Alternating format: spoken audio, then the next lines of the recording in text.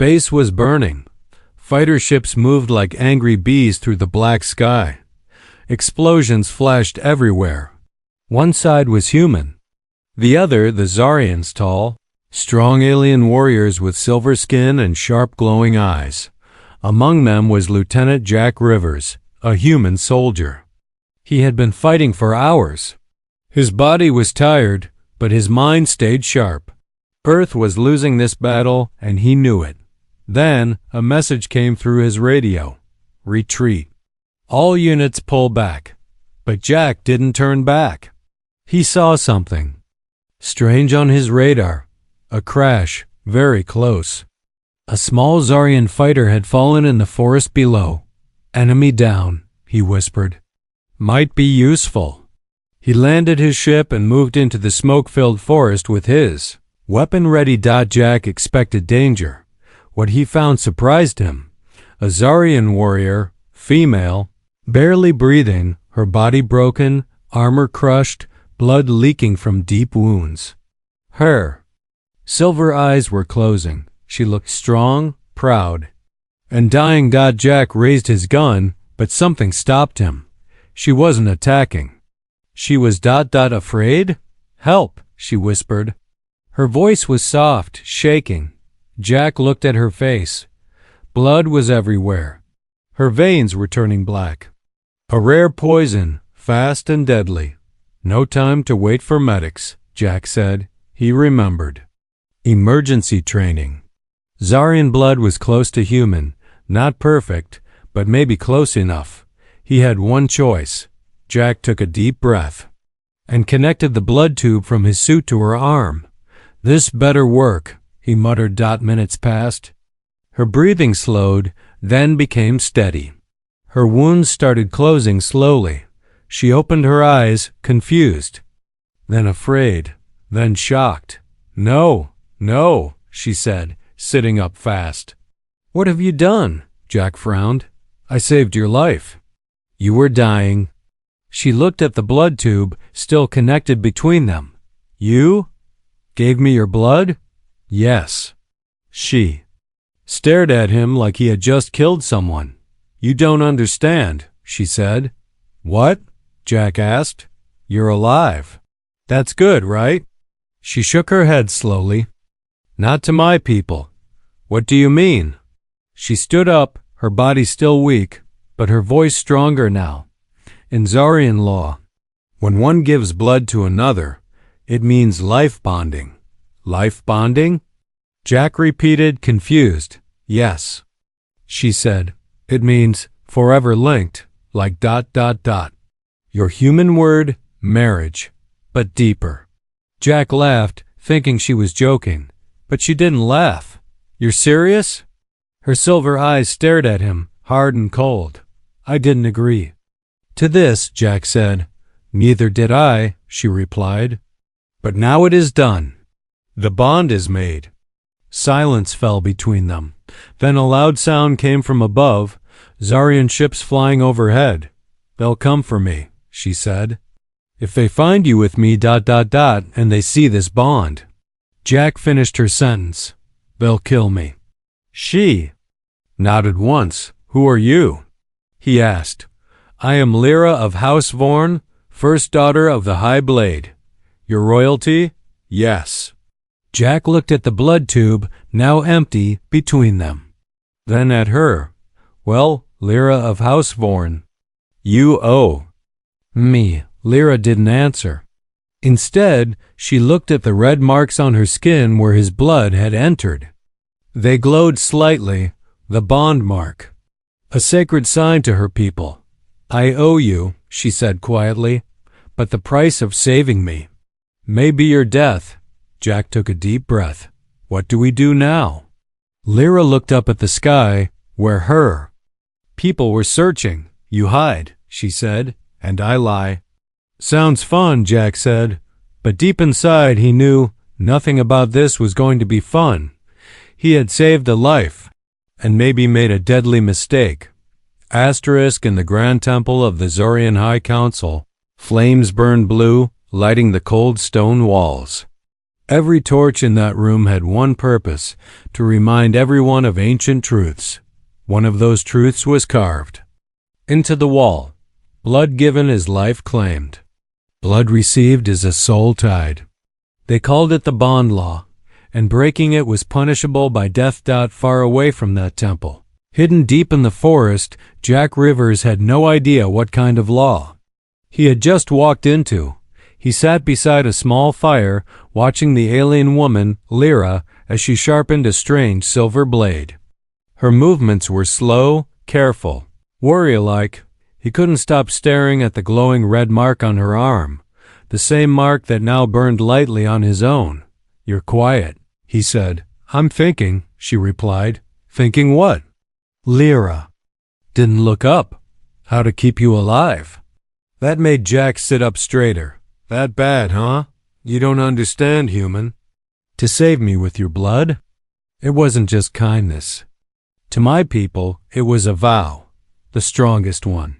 Jack shook his head. "I didn't make any vow." "But your blood did," she said softly. Hours later, they left the forest.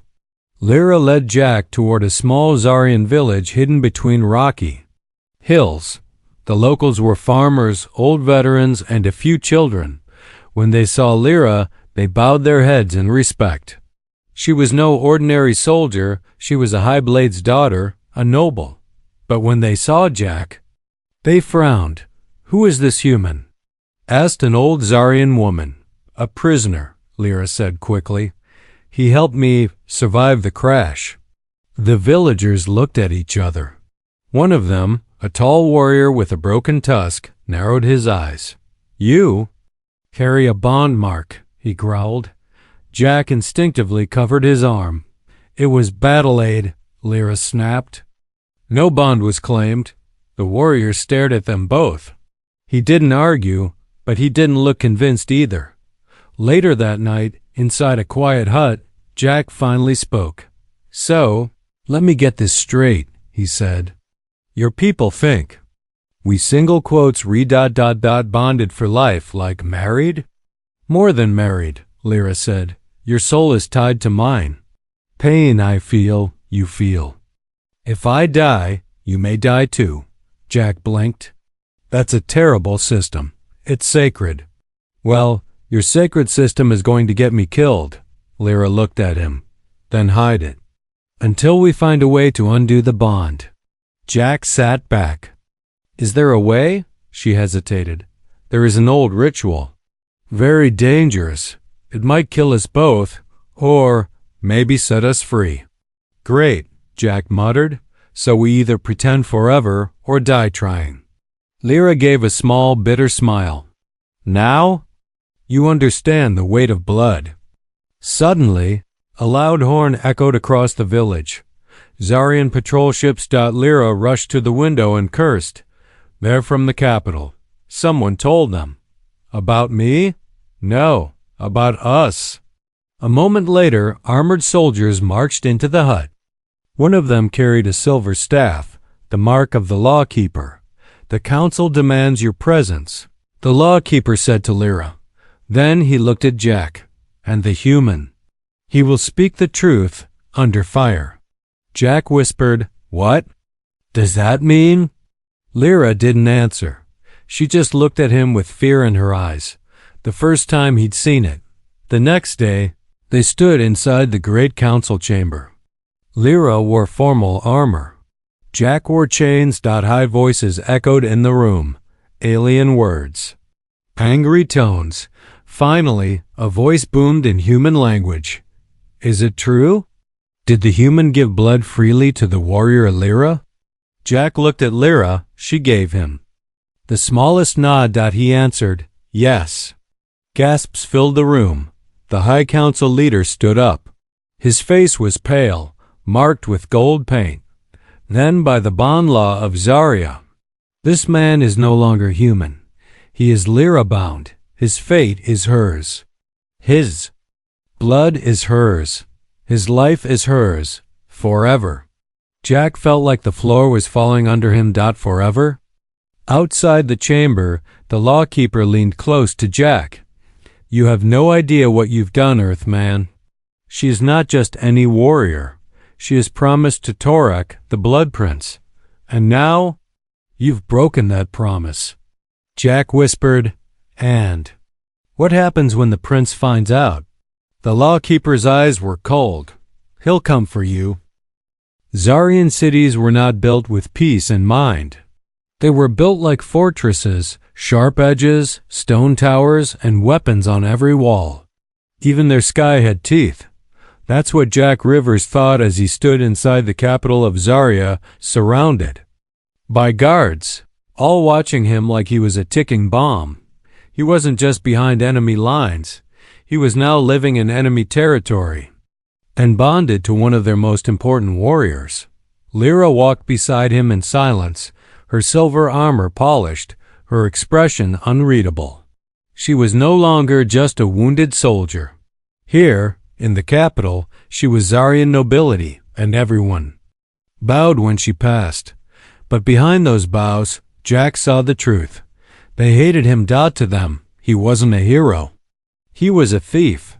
He had stolen a sacred bond, one that wasn't his to take. In the grand halls of House Vorn, Lyra's family home, things were even colder. Her father, Lord General Vorn, stared at Jack like he was dirt on his boot. You bonded with my daughter, he said. It wasn't on purpose, Jack replied. There is no accident in blood, the general growled. What flows between you now is sacred and unforgivable. Then came the second voice, deep, calm, and full of danger. Is it true? Jack turned. A tall warrior stepped into the room, his armor black, his eyes glowing red. Every soldier in the room bowed. Even Lyra. Torak, she said softly. Jack recognized the name instantly. The Blood Prince, Lyra's promised mate, the one she was supposed to bond with. Torak walked slowly, stopping just inches from Jack. He looked him up and down, like a hunter sizing up weak prey. So this is the human, Torak said. He doesn't look like much, Jack smiled, just a little. I get that a lot. You wear my mark, Torak said coldly, pointing to the red bond line on Jack's arm. That should have been mine. I didn't ask for it, Jack replied, but you have it, and now ... we are at war. Torak turned away, but his final words echoed in the room.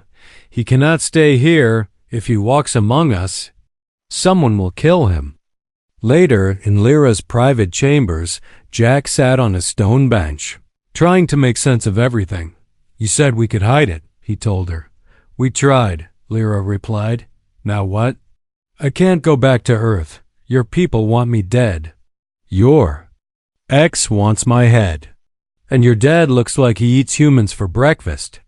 Lyra crossed her arms. There's one way to protect you, she said. But you won't like it. Jack raised an eyebrow. Try me. We make the bond public, official. We claim it was by choice. Jack blinked. You want us to pretend we're soul-bound on purpose? If we don't, Lyra said, Torak has the right to challenge you. And Zarian law allows death duels. Jack stood. He challenges me. I'm dead in 5 seconds.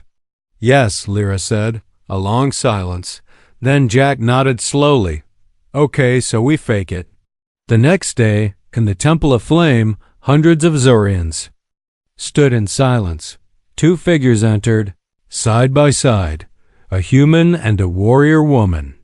Jack and Lyra stood before the fire priest. Their bond mark glowed brighter than ever. Speak the words. The priest said. Jack looked at Lyra. She whispered, Repeat me. I give my blood freely. Jack repeated, I give my blood freely. I tie my soul willingly. I tie my soul willingly, and I choose this bond before all. Jack hesitated, then said it. I choose this bond. Before all, the fire behind them rose high. The crowd roared. Some in joy, some in rage. Far in the shadows, Torak watched. Silent, burning. He turned away and whispered, Let them have their moment. When the trial comes, I'll end him. In front of all. Back in their chambers, Jack sat down, exhausted. That was intense, he said. Lyra didn't smile. You said the words. That means something here. Yeah, well, let's hope I'm still alive next week. She looked at him, her expression softer now. You may not be one of us, but you're not weak. Jack raised an eyebrow. Was that a compliment? Don't get used to it, she said. Outside their chamber, a hidden hand passed a message. To Torak.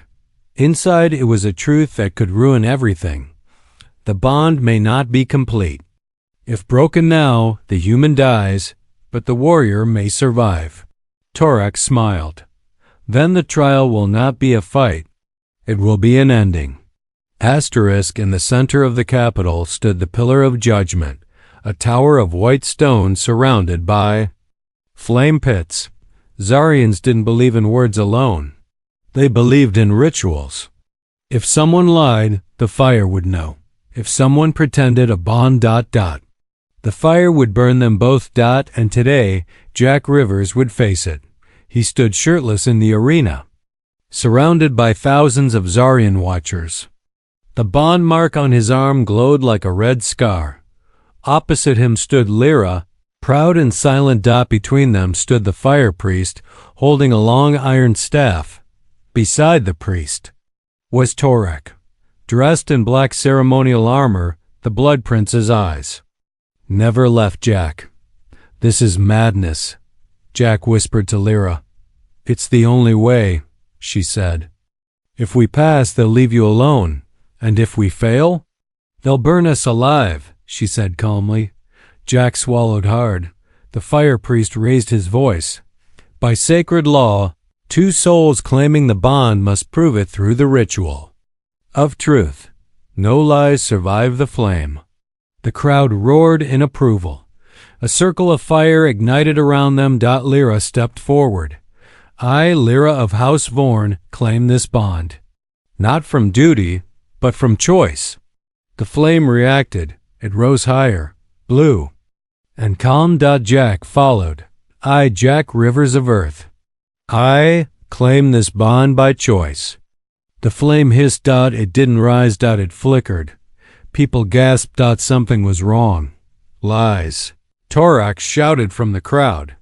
The human speaks lies. Their bond is a trick. The fire priest frowned. Step forward, human, he said. Jack hesitated. Lyra grabbed his hand tightly. Feel it, she whispered. Don't say it for them. Say it for me. Jack looked at her, and for a moment, everything else vanished. The war, the danger, the bond, all of it faded. Only her face remained. He stepped forward again, louder this time. I, Jack Rivers, choose this bond, not by accident, but by heart. The flames exploded upward, burning hot, white, and pure. The fire had spoken. Truth. The crowd was silent. Even Torak's eyes narrowed in disbelief. After the ritual, inside the Hall of Echoes, Lyra and Jack were alone. You almost failed, she said. I didn't lie, Jack replied. I just didn't know how to say it. She looked at him. Do you mean it now? Jack paused, then gave a half smile. Let's say I'm learning. But far below the city, in a secret war chamber, Torak met with the high priest. She passed the flame, Torak growled. How? The priest replied, because she believes it. The bond may have started by accident, but now it's growing. Then cut it before it grows stronger. There is a way, the priest said. A hidden law. One last challenge. The old trial. Torak's eyes lit up. Explain. 3 days later, Lyra and Jack received the message. Torak has invoked the old trial. A warrior's bond may be broken only through combat. The human must fight. Win or forfeit the bond and his life. Lyra threw the message to the floor. Double quotes. No, I won't allow it. Jack sat down slowly. Challenging me, isn't he? It's not just a fight, she said. It's a death match. No rules, no mercy. Jack looked at her. He wants me dead, Lyra. I won't run. She shook her head. He's stronger, faster, trained since birth. Jack stood up. But I've survived worse. I survived you. That made her pause. Then she placed her hand on his chest. Then train, learn, and when the time comes, don't. Fight like a human. Fight like someone with something to lose. Deep in the training chambers beneath House Vaughan, a countdown began. 7 days to the trial. And across the city, Torak stood on a tower holding a blade made from star metal. Human wants to act like one of us, he said, smiling darkly. Then let him die like one of us. Jack Rivers was not on a battlefield. He was sitting alone in a quiet garden, one of the few peaceful places in the Zarian capital. Strange blue flowers moved without wind. The sky above was purple and soft, but inside Jack, everything was. Storm. His thoughts weren't quiet. They were screaming. In just a few days, he would face Torak, the most feared warrior of Zaria, in a death trial. If he won, he'd keep the bond with Lyra. If he lost, he'd die. But now, a secret message from Earth Command had arrived. Extraction ready. You've done enough. We can bring you home. Say the word. Home. Earth. His life. His people. Jack held a small data chip in his hand. Fingers tight, eyes burning. All he had to do was reply yes, and they would pull him out before the trial. No questions. No shame. He could leave. He could survive, but that meant leaving Lyra behind. And breaking the bond, which might kill her. He remembered her face during the ritual of truth, calm, strong, but hiding fear. He remembered the way she held his hand, not as a warrior, but as someone who believed in him. Why was this so hard? He didn't ask for this bond, but now he wasn't sure he wanted to break it either. That night, he trained in silence. Lyra entered the room, sweat glistening on her arms from her own training. She watched him move, slower than a Zarian, but smarter, using angles, timing, human tactics. You'll die fighting him, she said softly. Maybe, Jack replied. But if I leave now, something in me dies anyway. She stepped closer. Then why train at all? Jack stopped, looked at her. Because if I stay, I want to stay for me, not because I'm trapped by blood. Lyra didn't speak for a moment. Then she said the one word Jack wasn't expecting. Stay. Just that. Simple. But full of meaning. Later, in the shadows of the training hall, a spy watched them. He recorded the moment, sent it to Torak. Torak watched the video with cold eyes. They're close, he said. Too close. His second-in-command asked, Should we kill him early? Torak shook his head. No, let him stand in the trial. Let everyone watch me tear him apart, he smiled, and let her feel it. Back in the garden, Jack finally made his choice. He looked at the Earth Command chip and crushed it under his boot. Then he sat down and recorded a message. This is Lieutenant Jack Rivers. I am not coming home. Not yet. I have something to fight for now. Maybe. Someone. He sent it. No turning back. In the quiet temple of the ancestors, Lyra lit a single flame. She closed her eyes and whispered, If the bond is true, let him live. If I must lose him, let me remember him in light, not shadow. Behind her, Jack appeared. I'm not running, he said. She turned. I didn't want you to stay for me. I'm not, he said. I'm staying because this bond feels real, whether it started as an accident or not. They stood together in silence, two hearts, two warriors, one choice. Across the sky, drums began to beat. The trial of breaking had been called. 7 bells would ring. At the final bell, only one man would leave the arena alive. In that silence, Jack Rivers stood alone in the trial arena, a circle of black stone under a red sky. Around him, the people of Zarya filled the seats like a sea of silver and flame. No weapons. No armor. Just him. And the sound of his own heartbeat. Then came Torak. The Blood Prince, the strongest warrior of Zarya, dressed in ritual red, his arms scarred by battle, his eyes burning with pride and hate. "This is the end, Earthman," Torak said. Jack didn't answer. He just breathed, steady, focused, afraid, but ready. In the royal chamber above, Lyra stood behind her father, watching. Her fingers trembled, not from fear of the outcome, but from what it meant. If Jack died, he wouldn't just disappear. Part of her would die with him. Because now, the bond wasn't just blood. It was real. The fire priest raised his hand. "Let the trial of breaking begin." The first bell rang. Torak moved like a storm, fast, brutal, confident. Jack ducked the first punch, blocked the second, barely. He wasn't faster. He wasn't stronger, but he wasn't broken. Not yet. Punches came like lightning, kicks like thunder. The crowd cheered for Torak, but a few started watching Jack. Something was different about this human. He didn't fall. He adapted. Every blow taught him something. Every wound made him sharper. Flashback. Jack remembered Earth training. Use the opponent's force against them. Let them tire. Let them believe you're weak. Then strike. Back in the arena, Torak threw him to the ground. "You are no warrior," he growled. "You're just meat." Jack smiled, spitting blood. "I'm not here to win. I'm here to stand." Torak roared and charged. This time, Jack moved first. Low, fast.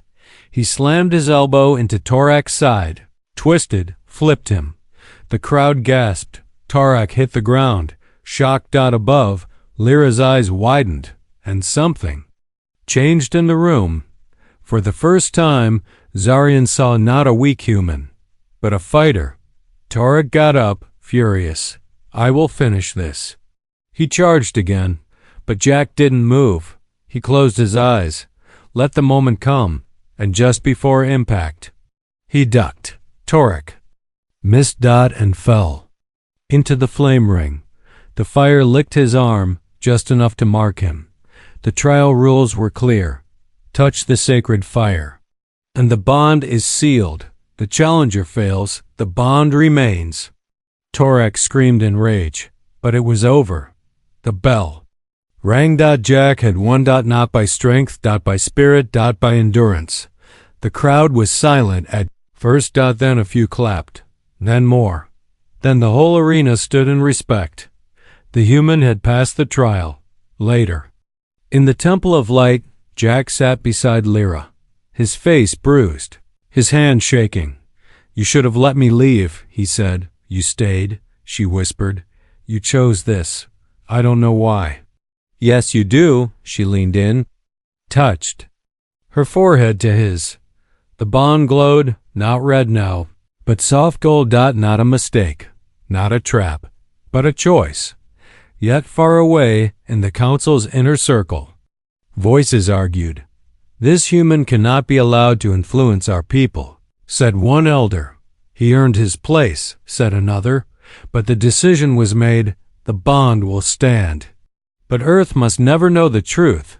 A final order was given. If he speaks of what happened here, he dies. The skies above Zarya were no longer red.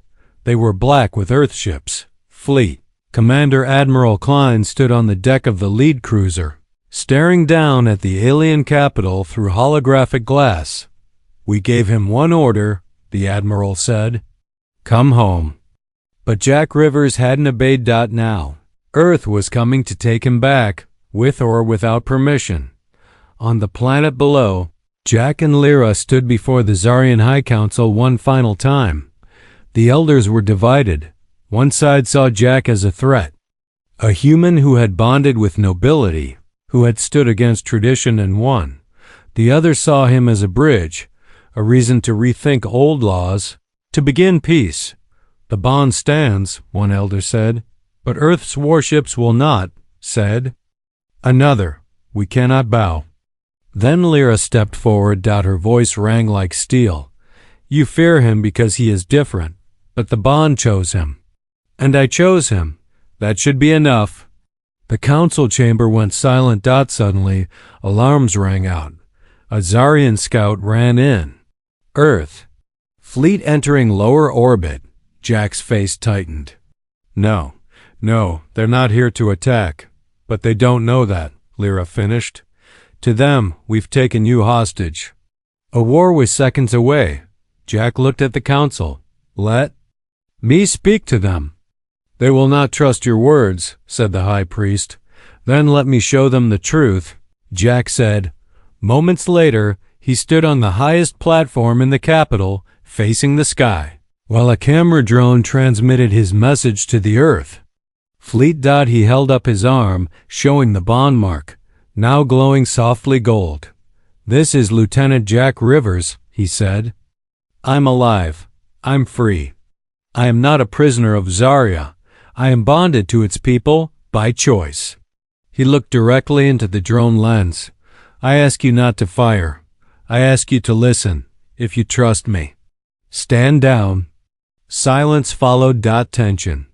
In the air, the Earth fleet powered their weapons. Jack closed his eyes. Lyra stepped beside him and took his hand. Then, slowly, one by one, the Earth ships dimmed their weapons. Peace. The war was over before it began. A week later, Jack stood at the edge of Zarya's cliff gardens, looking up at the stars. Earth had offered to bring him home again with honors, medals, even a hero's welcome. He had declined. Instead, he was now Earth's first ambassador to Zarya, not just a soldier anymore, a symbol, a beginning. Lyra joined him on the cliff, dressed not in armor, but in simple robes of peace. Do you regret it? She asked. Jack looked at the glowing sky. Every day. And not at all. They smiled. And for a moment, there was nothing between them but understanding. Not just a bond of blood anymore, but something far stronger.